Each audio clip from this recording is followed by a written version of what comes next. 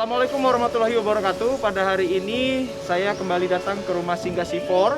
Di Rumah Singgah Sifor ini adalah tempat wadah di mana untuk tempat tinggal sementara bagi anak-anak yang menderita penyakit kanker, tumor, di mana orang-orang yang tidak mampu, yang mereka tidak ada tempat tinggal, tidak ada keluarga, tidak ada rumah.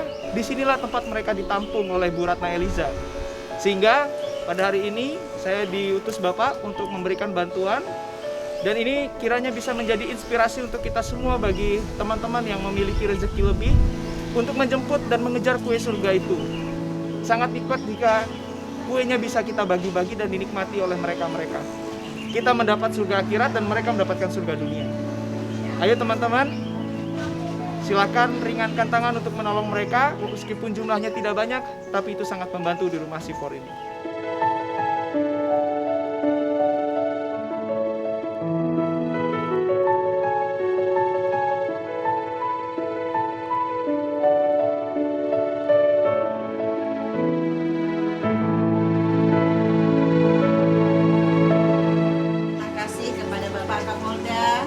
Yang sudah memberikan bantuan berupa sembako dan lain-lain untuk kebutuhan rumah singgah.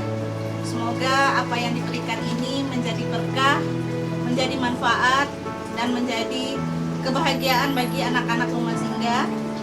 Semoga Bapak selalu sehat, Bapak selalu sukses, dan selalu menebarkan kebaikan kepada anak-anak yang lain.